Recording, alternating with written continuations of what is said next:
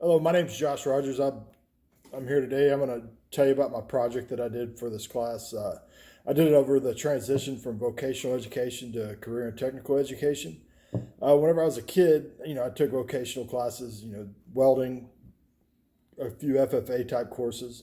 They weren't very academic based, and as a high schooler, I thought these classes were awesome, right? So, you know, I did my research, and with me and my background is a little bit different than most. Right out of high school, I joined the Navy. I spent 2 years in a technical school, got certified to operate nuclear reactors, and from there, you know, after I got out of the Navy after 10 years, I decided to go on and completed my degree, and obviously here I am now. I'm working on my master's. So here's my project. All right, guys, here we go. Here's my project. The title is The Transition from Vocational Education to Career and Technical Education, with a look at current trends and course offerings at 3 rural North Texas high schools. The introduction, the idea whenever we were tasked with doing this project, I really had no clue because I couldn't do action research because I've never taught before. And so, it got me thinking, about my past, which I talked about in the intro. And, the intro here basically, I was watching the news.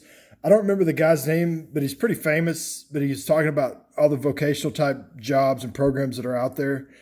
And a lot of kids, they can go right from high school, get a certification in some type of job, and go on and make a living, support themselves, support their families in the future if they go that route. But, and really the thing that caught me off guard a little bit too is he kept talking about how a lot of high paying jobs that go, and man, and you'll see further on as we move into this project. One of the interviews I did, that was, a big part of what he was talking about, like everything, to get certified, to go, work a job. And he even mentioned like, CNC type jobs, mechanics, welders, different things like that. And so I did this project just to determine, what types of programs are available in North Texas high schools, and determine the current trends of vocational education, 3 rural North Texas high schools. And so I looked at the classes, what was offered, how much money they spent, and all those types of things. But we'll talk about that here in a second.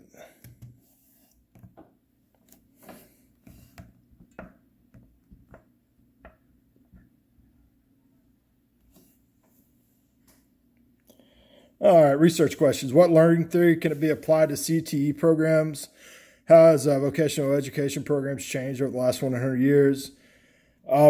I hope to teach in a rural school district whenever I graduate next May. And so I thought it'd be kind of cool to see what kind of issues that, administrators, were facing whenever they were administering their CTE programs or vocational education.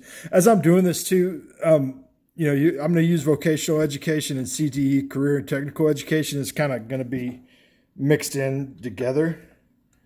And so if you guys get confused with it, I'm sorry, but we'll figure it out, work through it. And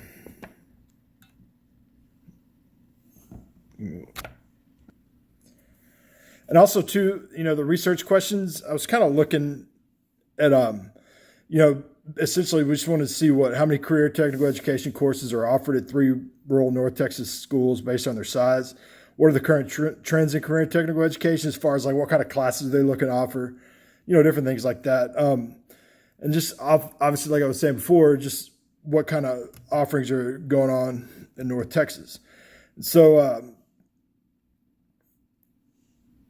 the theoretical framework, the theory that was used, the research, a lot of it talked about behaviorism being one of the research, like what a lot of the vocational type programs in the past is how they monitored them. But you'll see as we kind of move through here, since the inception of career and technical education programs, behaviorism has been the primary learning theory that has been applied towards them. As the classes have evolved and become more advanced, many scholars have advocated for a career in the field or changes in the field that relied on cognitive principles.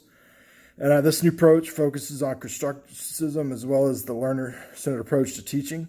And one key point on this, as teachers, as we move forward, a lot of kids, like the age-old question, I know I asked it, like, why am I learning this? Why do I have to learn this, to be able to, a conjunction or adjective, what does that matter?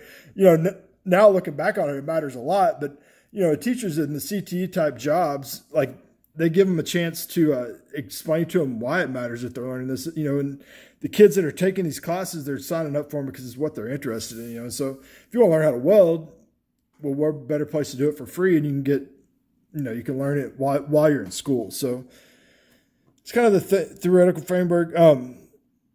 The learner-centered approach to teaching construction is a learning theory that is based on the idea that individuals create their new understanding by an interaction between what they already know and believe and ideas and knowledge with which they come into contact. So based on their previous learning, they may already learn how to weld, and then by learning, they're going to build off that knowledge. Another key principle too about this theory is, as teachers, when a kid walks into your class on the first day, the amount of knowledge they have on what you're teaching is going to be low. And so, you hold them to that standard, and the standard that you hold them to about what they should know from day one to the last day of the school, it's night and day difference. So it's something to think about. I'm not going to go over all these, but it's kind of the transition from vocational education to career and technical education. Really, the gist of it is vocational education during the 1900s, primarily the inception of the Smith-Hughes Act, 1917 until 1998, whenever they changed the wording for vocational education to career and technical education.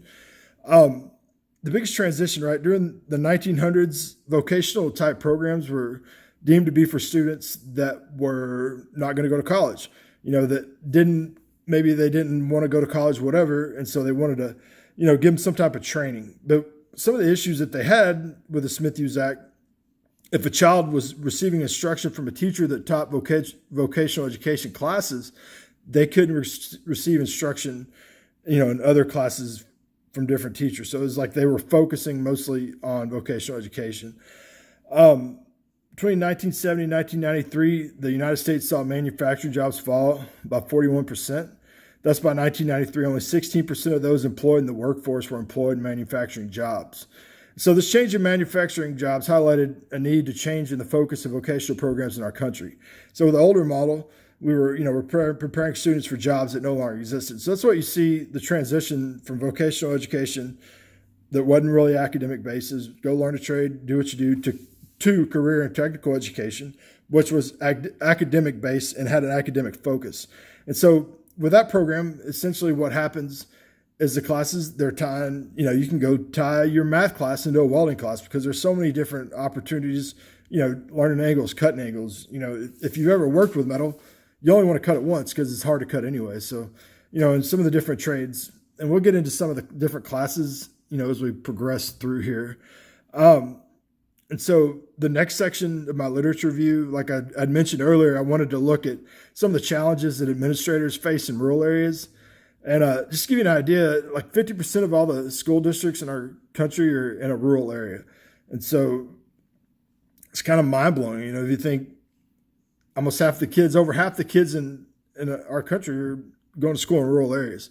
And so what I looked at, the literature review, and one of the key points that was made was when they looked up, like CTE programs or different kind of research, all the research was done from an urban or metropolitan point of view. And so it was like 12 times more urban metropolitan point of view type CTE type articles and scholarly journals than there were about rural. And so, if you look at the two, somebody who lives in South Dallas obviously has a different type of life, or I guess, than what I have here in my small town. So it's just, it's a different perspective. And so 57% of our kids, are going to school at these school districts, but their literature is only looking at, 43%, which is smaller. So it's kind of random.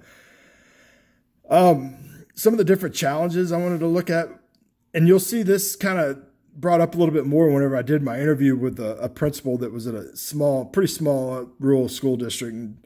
But teachers, finding teachers who are qualified to teach CTE courses, as the remoteness of some areas make it difficult for some school districts to offer more intensive CTE programs. And also, too, like there's no big employers in a lot of these areas. So you'll see as I move up forward with my interviews, a lot of the partnerships, like with employers, colleges in the area. And so essentially, the people that run these programs, in these small towns just don't have nobody to reach out to.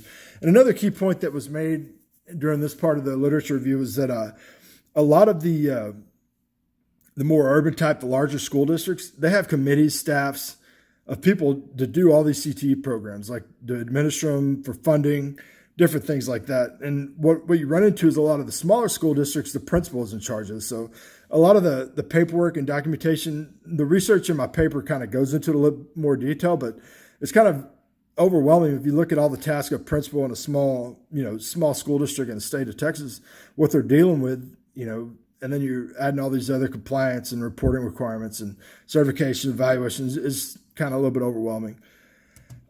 So my methods, the design of the study, it's pretty much an exploratory action research approach and has mixed method design. So we looked at quantitative data. The quantitative data we'll see in the future is looking at some of the funding and amount the school districts spend on, administering their CTE programs. And the qualitative data, and we'll get to on the next slide, are the people. So pretty much just 3 different settings as participants came from 3 different rural North Texas school districts, had varying enrollment numbers. You'll find out more about them in the quantitative findings. The 3 participants for this study were, one was a superintendent. He was a large rural school district. This school district may not be rural, consider rural probably the next time the census comes around, because like a lot of areas, just a lot of people are moving in, trying to get out of the city or whatever, for whatever reason, or these cities are booming, or you can get cheaper homes, whatever. But the second participant is the CTE coordinator for District 2, as you'll see later. This is a medium-sized rural school district. And the third participant of the study is the principal of a small rural district in North Texas. And so as we move forward, the quantitative portion of the research project was completed by Data Mining National Center for Education Statistics, as well as the websites for the 3 school districts that were studied. The NCS was used to obtain census data as well as enrollment numbers for the high schools. And the school district websites were also used to obtain the career clusters as well as the total number of CT classes that were offered in that school district. And also the TEA was used to determine funding for CT programs. And to satisfy the qualitative portion, I just did the 3 interviews like we had mentioned earlier. So the data results. The quantitative data, this information was collected to determine the amount of money based on enrollment numbers that 3 rural North Texas school districts spent in administering their CTE programs. So essentially, by taking all the data that I had talked about, some of the data sources that we talked about earlier, I had the quantitative data. So basically what I did is I looked to see enrollment numbers based on the school district. So I looked at enrollment numbers. I looked at the overall budget for the entire district, how much money they receive, based off taxes.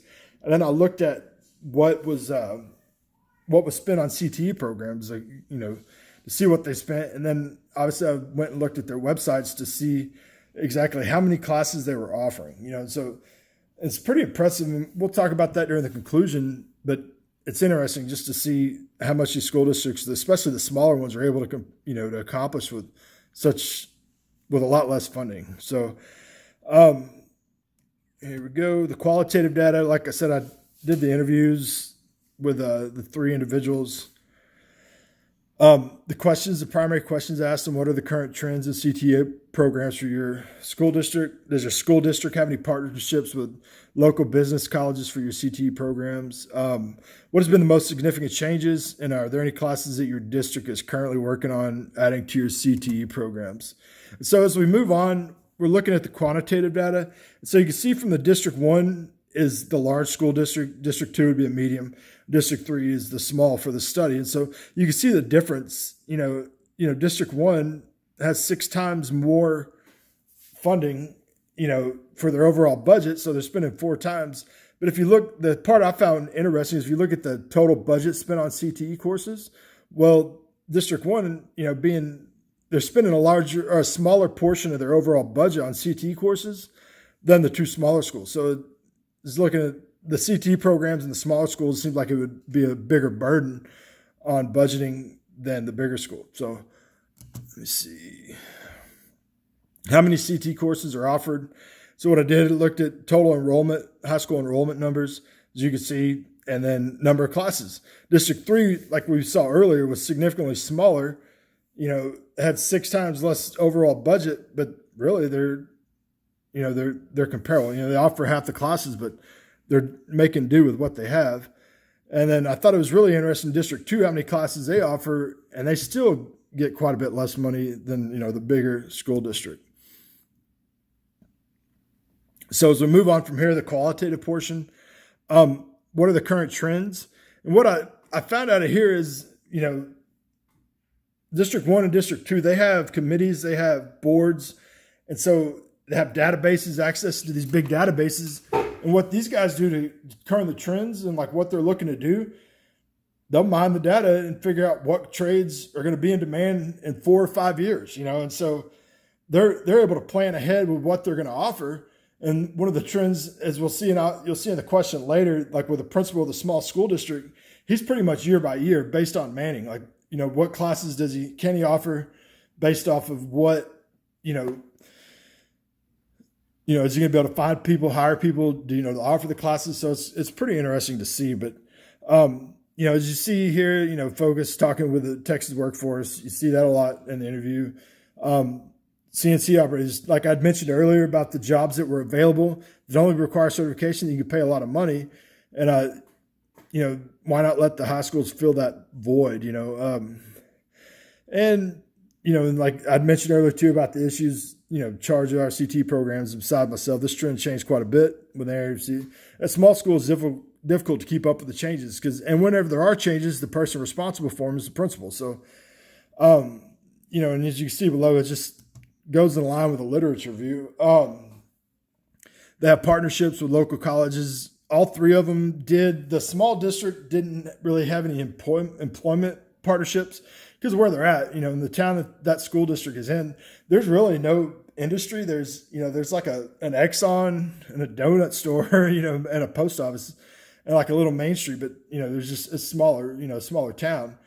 But they are offering different classes. Let's see. The biggest changes, as you look at all 3 of these two, is the change from vocational to academic, as you see up at the top. And then the CT coordinator, the push for industry certification has been one of the most significant shifts that I've seen. And so what he had mentioned in our interview was that moving forward, the way the CTE programs for these districts are going to get graded, I guess, is going to be based on how many certifications their kids are able to obtain. And so these certifications, it's pretty interesting just to see, it's just kind of how they're, with these certifications, the way things fall out and the way they work, it's pretty interesting to see that eventually these kids are going to be able to graduate high school, be certified. And one of the programs he had mentioned that we'll talk about in the next slide, we'll move on to that.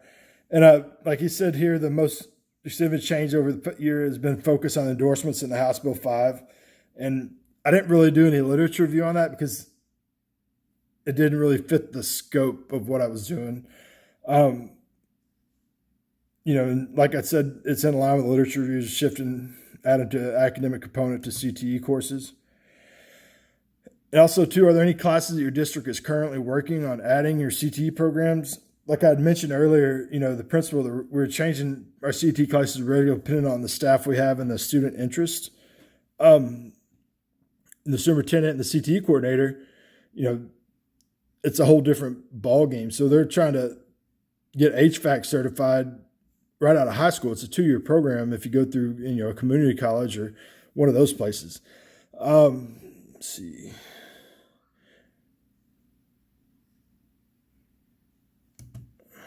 And the conclusion.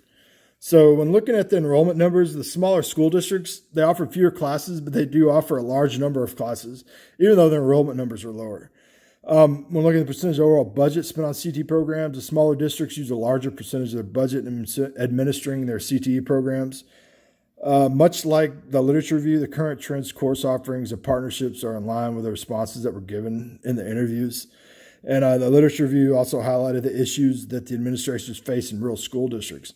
The issues were present in responses from principal of the small rural school districts. So as you go, that's my project, and I hope you guys enjoy your evening.